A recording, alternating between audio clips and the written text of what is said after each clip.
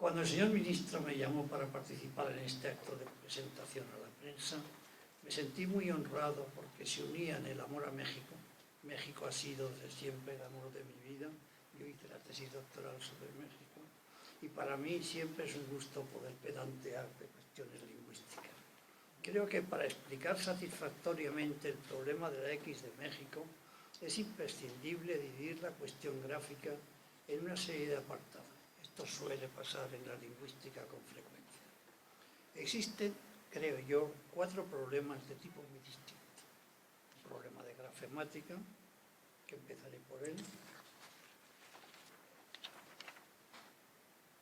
Una cuestión no fácil de fonología diacrónica, procuraré ser lo más claro y lo menos técnico posible. Una historia de un conjunto de préstamos y, para complicarlo todavía más, el valor secundario de las letras en el lenguaje. Un problema de grafemática. Empecemos por ahí.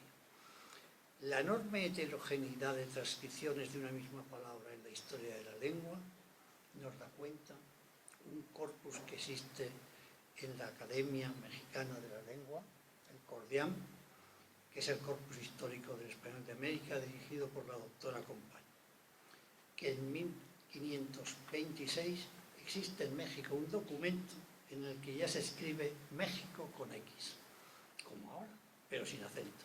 No se habían inventado los acentos todavía. En este mismo documento se puede leer Oaxaca con G. En un documento de 1566 se lee México con J. Y en otro documento de 1564, fíjense con qué poquísimos tiempos, se escribe México con G. Es decir, que a mediados del siglo XVI, del primer tercio del siglo XVI, México nos aparece con 3 versiones gráficas, con X, con J y con G. No queda más remedio que reconocer la multiplicidad de soluciones gráficas para transcribir el topónimo México, cuya X reflejaba el sonido sh del topónimo en náhuatl. Esta parte ya la hemos visto. Hay una multiplicidad de soluciones en la historia de la lengua, en la documentación gráfica, que está perfectamente estudiada además.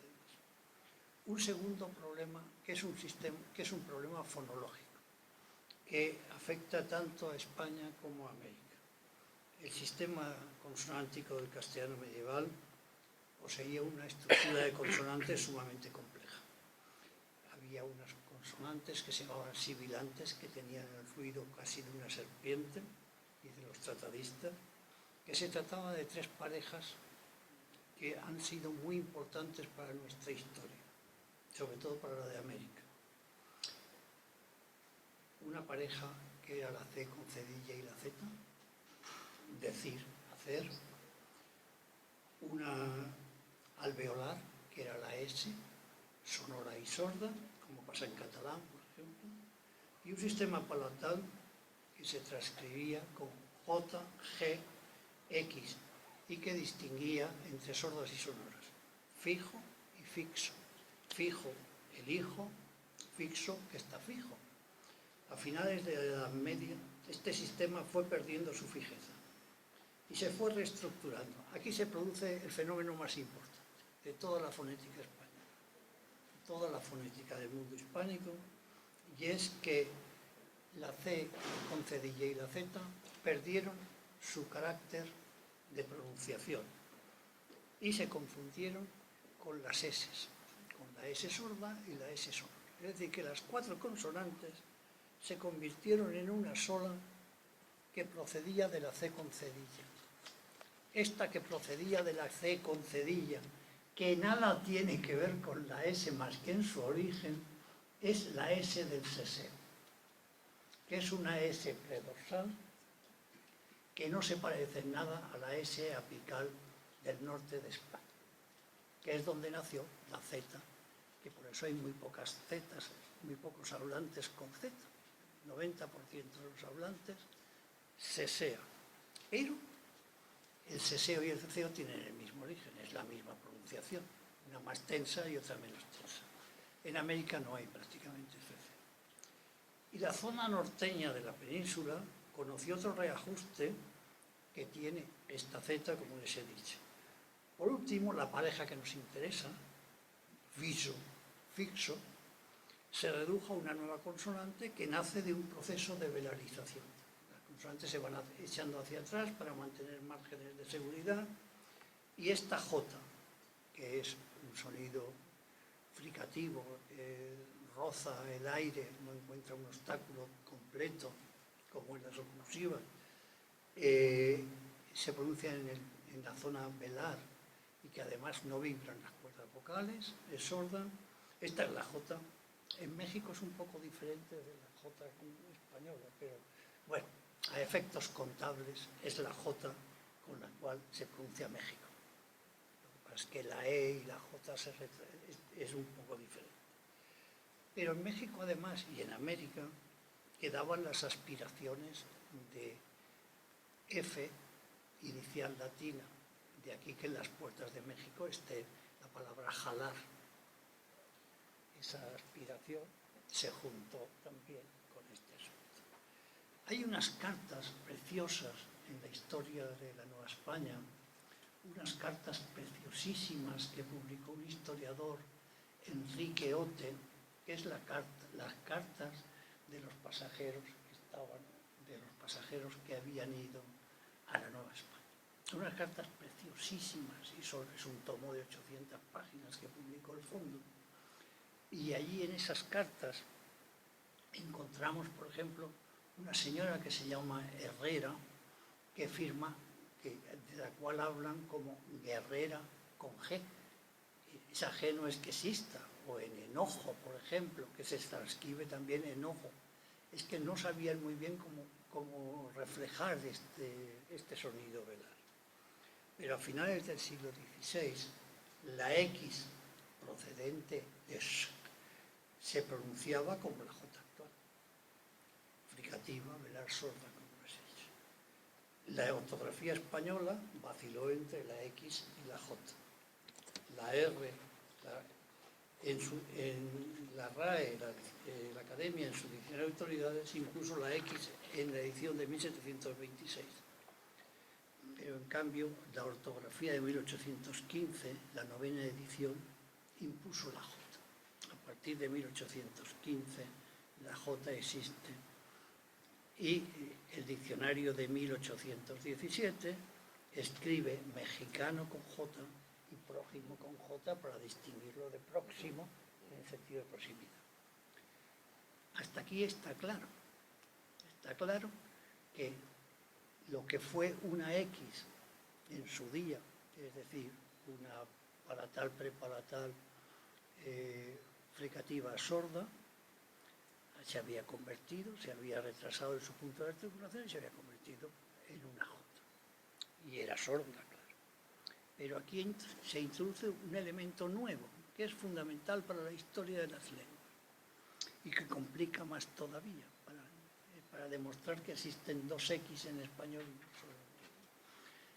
Y es que a partir de finales del XV empiezan a entrar cultismos, palabras derivadas del latín directamente, palabras del tipo de exento, examen, cuya X era una KS, claro, que no tenía nada que ver, pero que confunde, claro.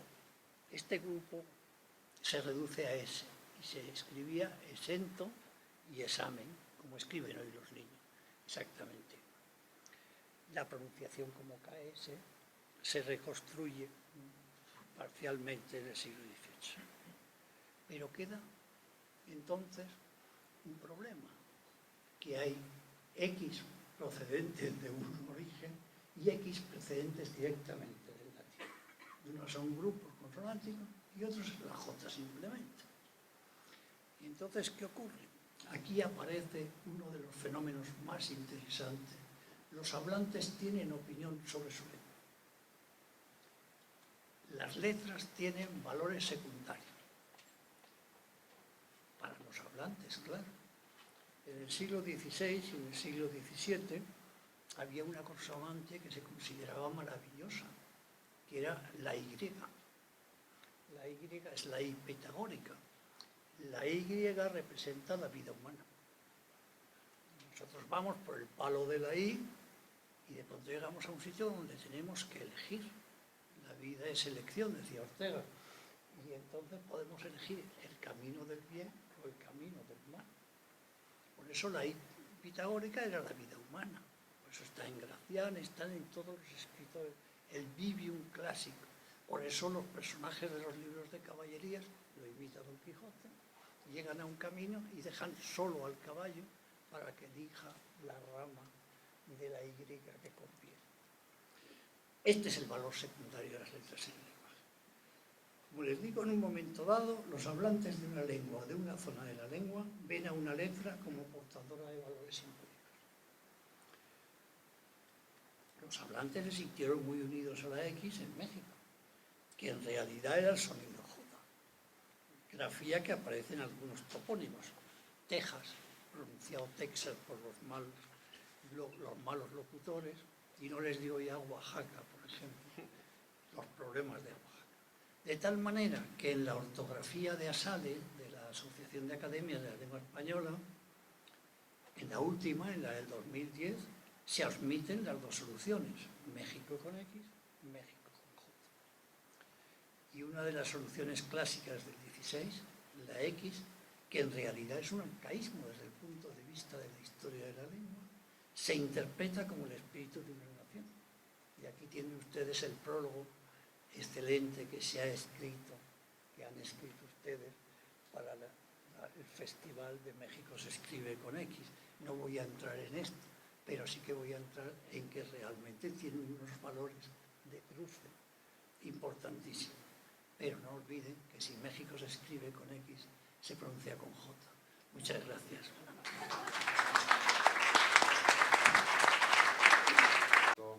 Hay una tremenda complicidad, yo diría que incluso hay una relación amorosa.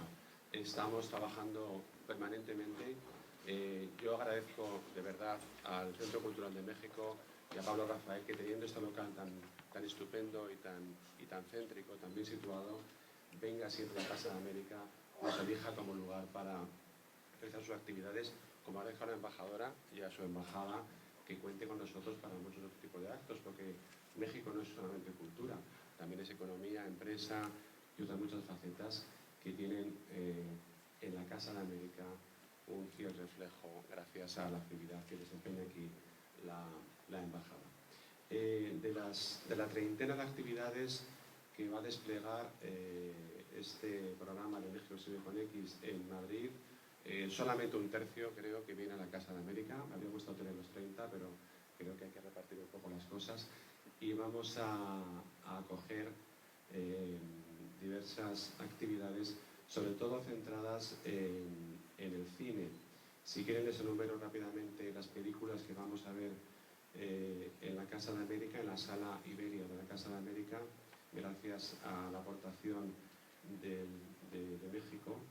El día 16, el viernes, tendremos Letanías de Polvo, Viaje a México, con fotografías de Paolo Casparini, textos y voz de Juan Villoro, con la presencia del fotógrafo y del escritor.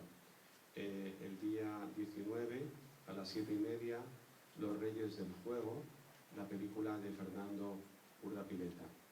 El martes 20, Pita Amor, Señora de la Tinta Americana, de Eduardo Sepúlveda, Amor, que presenta y participa en el coloquio el director junto con Pablo Rafael, precisamente. El día 21, miércoles, tendremos El Comienzo del Tiempo, de Bernardo Arellano, a las 7:30.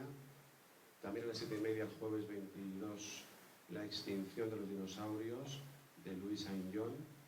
El viernes 23, a las 7:30 también, la coproducción hispano-mexicana Trasnazarín, de Javier Espada.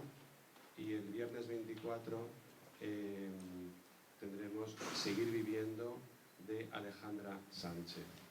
Todas las proyecciones son con entrada libre hasta cubrir el aforo.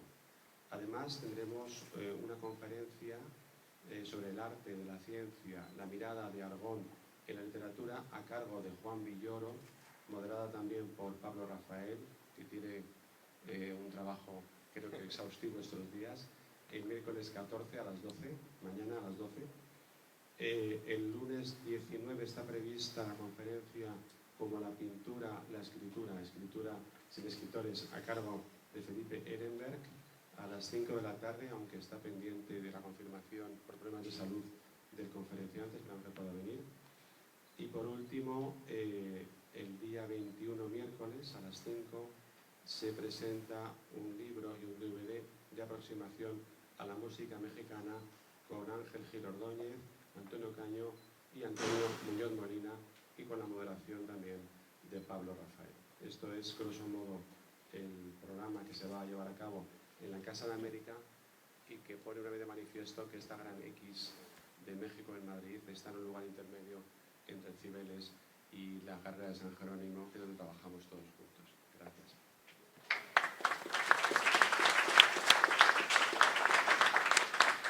Por el interés cultural que tiene nuestro país, sabemos que sus playas siempre son un gran atractivo, pero tienen un trasfondo que no nada más es ir a disfrutar de los buenos climas, los grandes paisajes, la buena temperatura, sino que también se hace cultura, y se hace cultura visitando nuestros sitios arqueológicos, disfrutando de nuestra gastronomía, trayendo algún recuerdo de la artesanía nacional.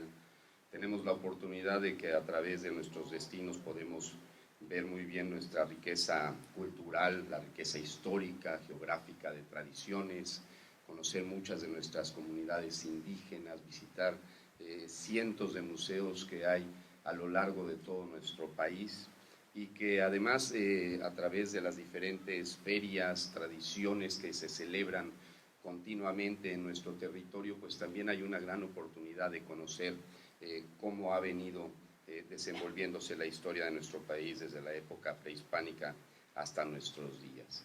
Este año en particular hay algunos eventos muy emblemáticos, como es el caso del Festival Cervantino, que está cumpliendo 40 años en la ciudad de Guanajuato, la gastronomía que cada día está teniendo un mayor reconocimiento y que es un motivo de visita a nuestro país, también tiene diferentes oportunidades de presentarse, como lo será la quincena del Comensal en la Ciudad de México, los días del 1 al 16 de octubre. Vamos a tener muy pronto también una edición más en Xcaret de su tradicional Festival de Tradiciones de Vida y Muerte, festivales musicales, como es el caso del Festival de Jazz de la Riviera Maya en los primeros días del mes de diciembre. En fin, la cultura es parte de México y siempre será un gran atractivo para poder hacer turismo en nuestro país. Hacer turismo también es hacer cultura, así es que invitados todos a que vengan a visitarnos y disfrutar también este aspecto turístico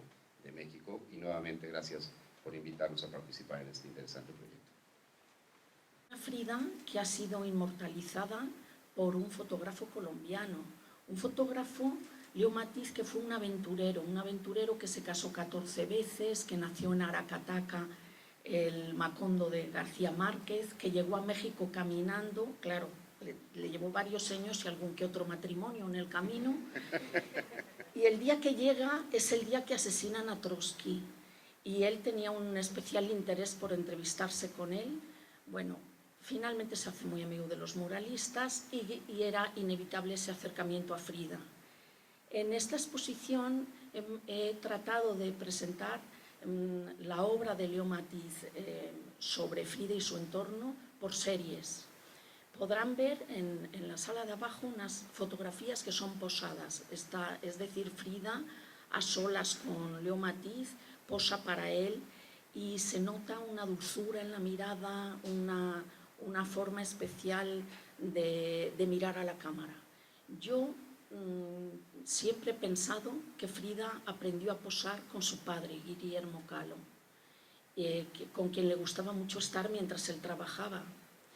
Luego también hay otras series que inmortalizan alguna reunión en la que están pues Covarrubias, Rosa Rolando, la hermana de Frida, Diego, en fin, tomando tequila con mariachis, hay algunas incluso en un jardín de ella bebiendo cerveza.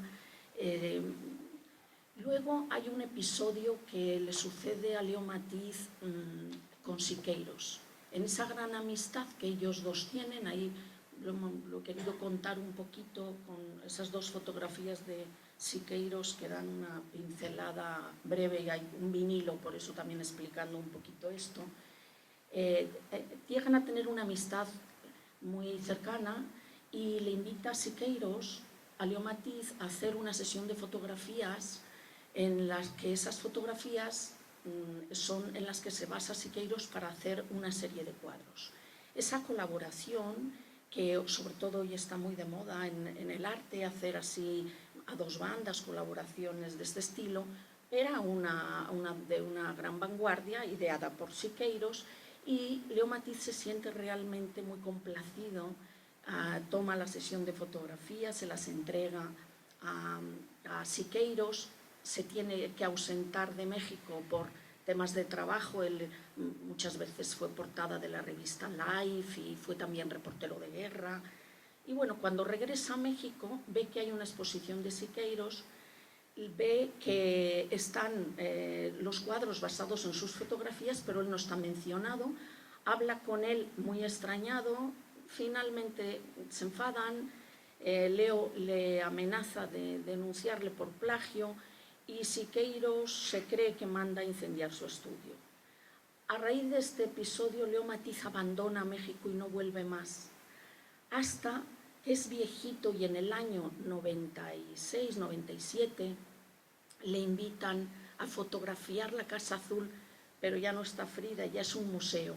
Es otra serie de fotografías en donde, aunque sean fotos de objetos, se puede sentir la nostalgia con la que él fotografía todo eso de ese lugar convertido en museo, que era la casa donde él, pues eso, veía a su amiga, charlaban, la fotografiaba. Entonces hay también esa parte porque el resto de las fotografías presentadas todas pertenecen a la época de los 40, más o menos, de esa década, pero estas sí son las únicas que son de los finales de los 90 y que obedecen a este episodio de regreso de Leo. En una de ellas se ve incluso reflejada la imagen del fotógrafo ya con el pelo muy blanco y bueno, la historia también de este personaje como fotógrafo la presentamos a través de una entrevista que hizo para la televisión colombiana un año antes de morir,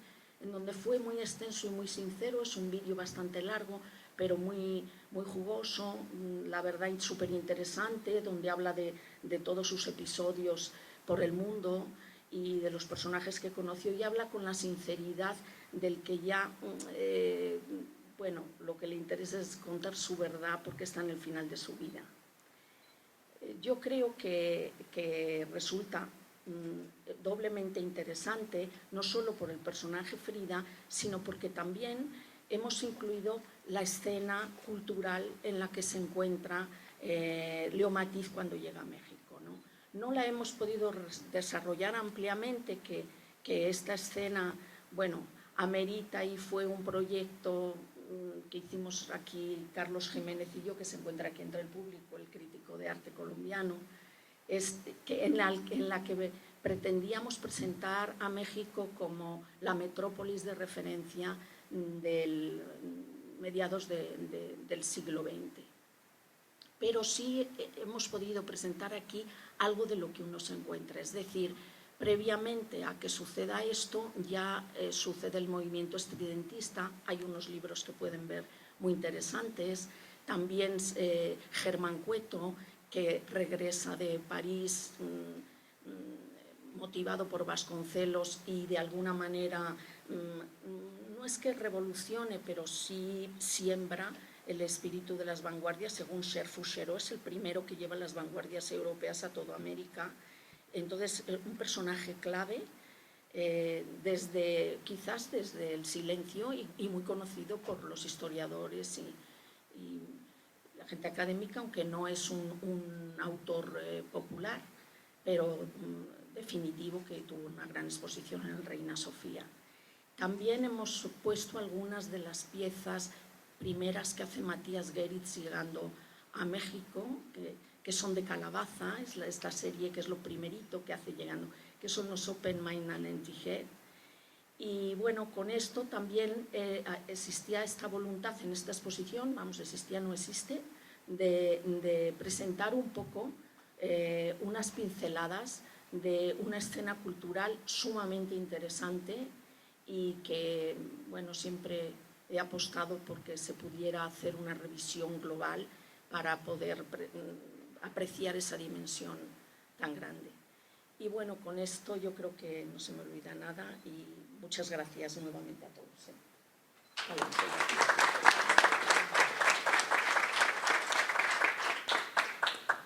Tiene la palabra Juan Villa. ¿Qué tal? Me da muchísimo gusto estar aquí. Cuando Ramón María del Valle Inclán fue a México, le preguntaron que por qué había ido y dijo, porque se escribe con X, ¿no? Le gustaba este capricho de la elección. Sabemos que gracias a su estancia en México pudo escribir una novela como Tirano Banderas, la novela de Tierra Caliente. Fue muy amigo de Álvaro Obregón, presidente de México, al que le faltaba una mano.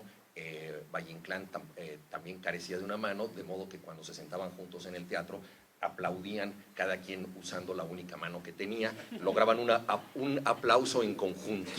Creo que esta anécdota se presta para las actividades conjuntas que podemos hacer los mexicanos y los españoles, este aplauso común que podemos lograr a pesar de las carencias que en ocasiones tenemos. Me parece particularmente importante que se haga este encuentro bajo el auspicio de la letra que nos distingue, escuchando la fascinante ponencia del maestro Blecua, que podríamos llamar la vida privada de una letra, ¿no? Cómo llegó hasta nosotros esta letra. Veíamos su carácter múltiple en las pronunciaciones, porque los mexicanos decimos Xochimilco pronunciando la X como una S, decimos México pronunciándola como una J, decimos próximo pronunciándola como propiamente se pronuncia la X en todas las latitudes, y también decimos tenochcas y mexicas pronunciándola al estilo prehispánico, de modo que también hay un influjo de los pueblos originarios en la elección de esta letra que nos distingue. Ahora bien, México pasa por un momento de gran quebranto y creo que la cultura es la mejor carta que podemos jugar en estos tiempos. Hace apenas unos meses Fernando del Paso recibió aquí en España el premio Cervantes y aludió a las muchas zozobras que lastiman nuestro país. El descrédito de nuestra política es enorme, vivimos en un país de fosas comunes, periodistas asesinados, escándalos de corrupción de todo tipo y donde parece no haber claridad respecto a las expectativas políticas. Precisamente en este momento difícil es muy importante refrendar una constancia de la política exterior mexicana que ha tenido una congruencia a lo largo del tiempo que no debe perderse y que debe ser defendida. Creo que el proyecto que encabeza Roberta Layuz aquí en España entronca precisamente con esta política exterior que en un momento decisivo dio asilo a los republicanos españoles, que permitió crear los tratados de Tlatelolco que convirtieron a América Latina en una zona libre de armas nucleares, o también a través de Genaro Estrada crearon una doctrina que favorece la autodeterminación de los pueblos. El hecho de hacer cultura es particularmente valioso en un momento en que las cosas parecerían carecer de sentido en nuestro país.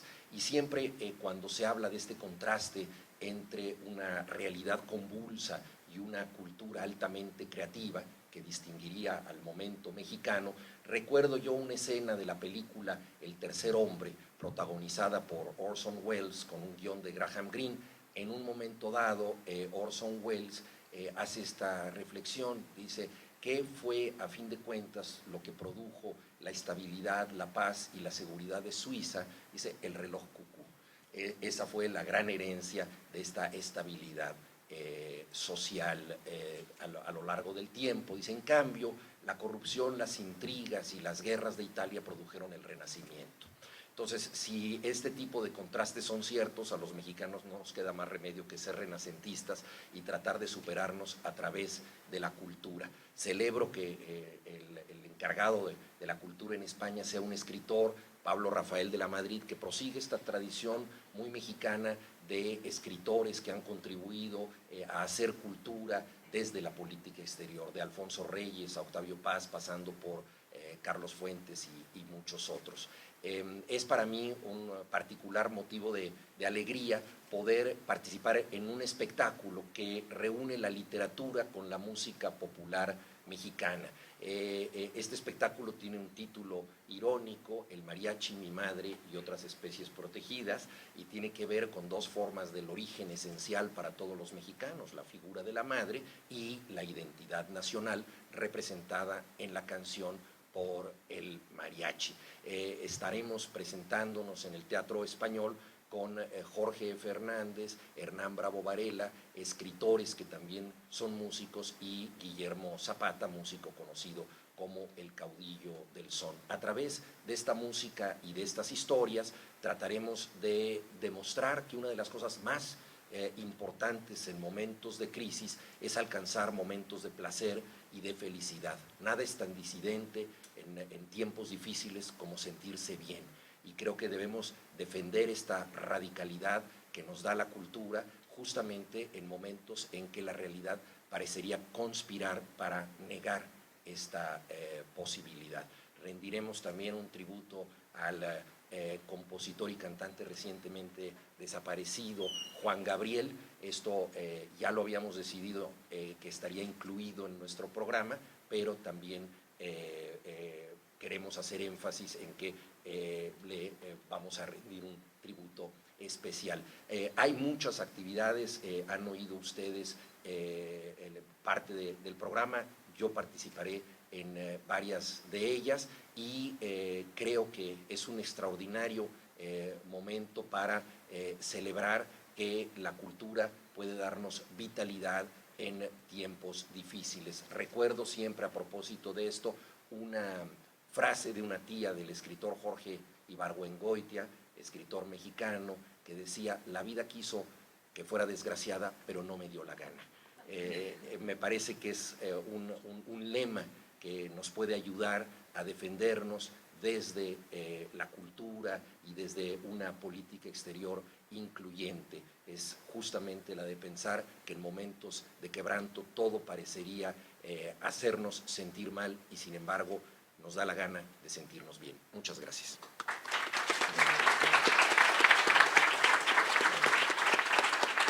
Muchísimas gracias a los miembros distinguidos que me acompañan aquí en la mesa. Muchísimas gracias a los medios de comunicación que están aquí presentes y que van a hacer posible la difusión de este importante festival. Muchísimas gracias a los artistas que también nos acompañan. Y quiero decirles, hoy es un día de fiesta para la Embajada de México. Iniciamos un festival de largo alcance que nos ha tomado mucho tiempo, muchos meses de preparación, y que finalmente hemos podido llegar al día de la presentación, al día del inicio, y que ha implicado un gran trabajo de todos los miembros de la Embajada de México, y en particular del director del Instituto de México, Pablo Rafael, y que nos llena de orgullo la cantidad de eventos que hemos logrado conjuntar, la cantidad de patrocinadores que hemos logrado tener, tanto de México como de España. Yo, como embajadora de México, tengo que hacer especial énfasis en el apoyo que hemos recibido, tanto obviamente de la Secretaría de Relaciones Exteriores, de la Secretaría de Cultura, y en especial de la Secretaría de Turismo a través del Consejo Promotor de Turismo, que nos ha apoyado de manera muy decidida, justamente por esta idea de promover una imagen de la cultura mexicana en España, que es tan importante. Empezamos con esto, la celebración del mes patrio, que para todos los mexicanos es muy importante, el grito, y esa es la razón por la cual decidimos hacer este festival en septiembre, para que sea una celebración continua de las fiestas nacionales, en la que pueda participar de manera plural todos los mexicanos que residen aquí en Madrid, los que nos visitan, y todos nuestros amigos españoles que se identifican tanto con nosotros. No tengo palabras en especial para agradecer la conferencia que acabamos de escuchar del maestro Blecua, que con ello nos da la sanción de la Real Academia de la Lengua Española para poder decir que sí, que en México se escribe con X. Yo he estado en numerosas ocasiones en donde soy la abanderada de defender nuestra X, que nos da tanta identidad y tanta presencia, y que al igual que la ñ le da a España su peculiaridad, y al español que todos compartimos también, la X es muy importante para nosotros. Y muchas veces que la defiendo me dicen, pero embajadora, eso será en su país, aquí la Real Academia dice que en México se escribe con J. No, la Real Academia ya aceptó que México se escribe con X, y aquí nos ha dado el testimonio uno de sus más distinguidos miembros, que nos quiere mucho y que defiende la X como parte de nuestra identidad, hasta visual, como se ha hecho en toda la presencia del logo, que obviamente todos ustedes saben, no es nada más de este festival, sino es el que usa toda la promoción del turismo de México y que se usa para muchos otros propósitos. Inclusive también lo usa ProMéxico, que nos acompaña aquí en la embajada. No tengo nada más que decir, no quiero prolongar, se ha dicho ya todo.